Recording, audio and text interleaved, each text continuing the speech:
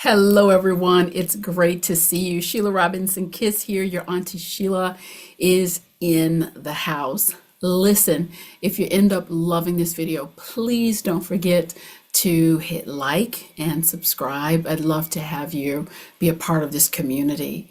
Today, I want to spend a little time, talking about something that trips many of us up. And that is overreacting. These reactions that kind of jump out ahead of you before you can catch them. And really, what inspired this video, I received a couple letters over the last few weeks dealing with this very topic, and that's my cue. As you know, the majority of my content is driven by you.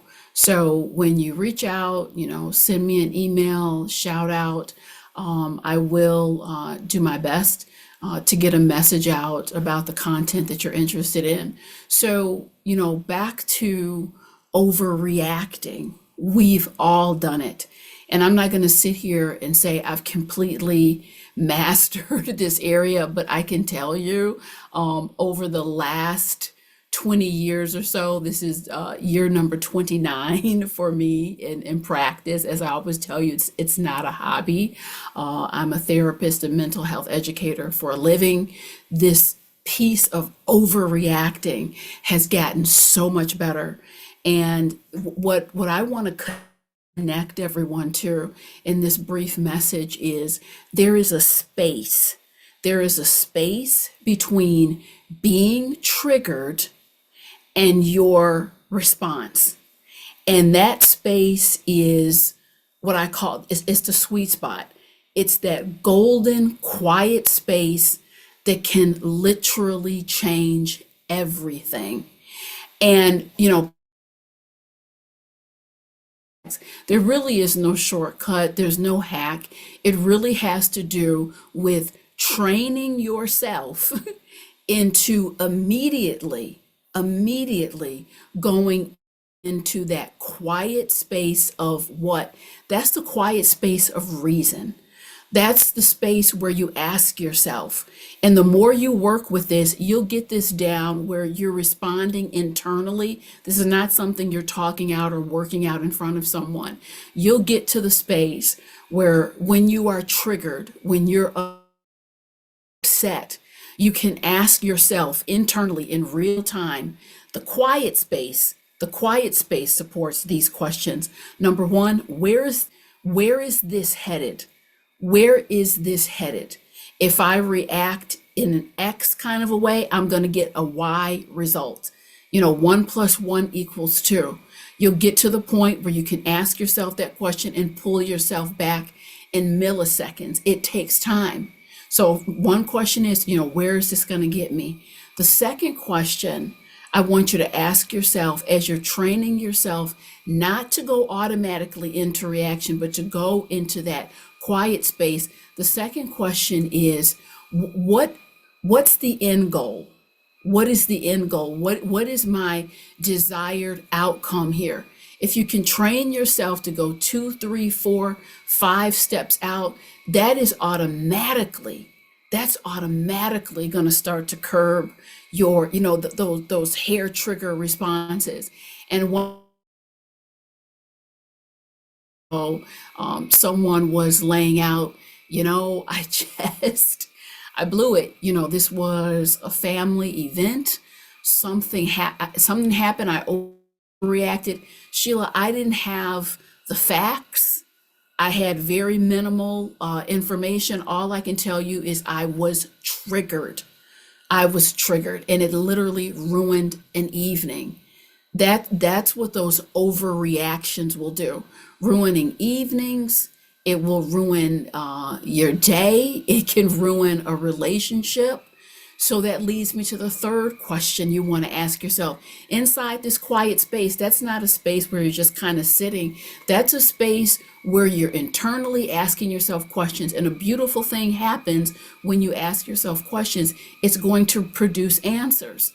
So a third question is, what information am I missing? What am I missing before I'm going off, left, right, center, blowing my stack. A question to ask yourself is, hold on, what information am I missing? And there's been times I've asked myself that question, and out loud, after I work my internal process, I will say out loud, I feel like there's something I'm missing. What am I missing? Let's kind of talk about this further. Can I ask you a few questions?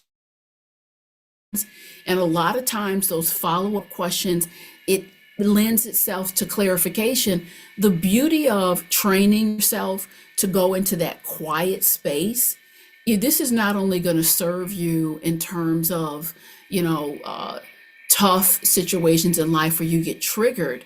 It makes you a better human being, a better student, a better parent, because literally it helps you to become a critical thinker. What are the data points that are missing? It helps you to function better in this world.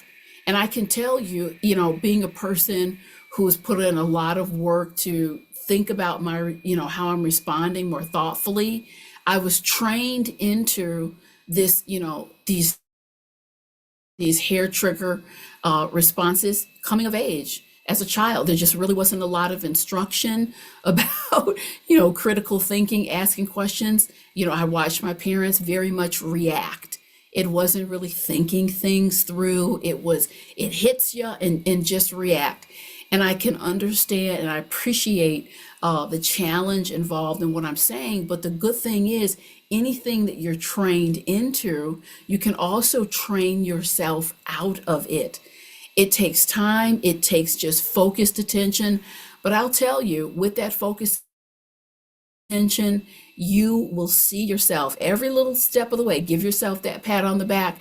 You will see progress. You will love that progress. You will see yourself being calmer. You will see yourself reacting in ways that are elevated.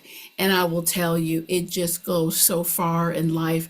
Respect levels go up. First of all, you respect yourself more.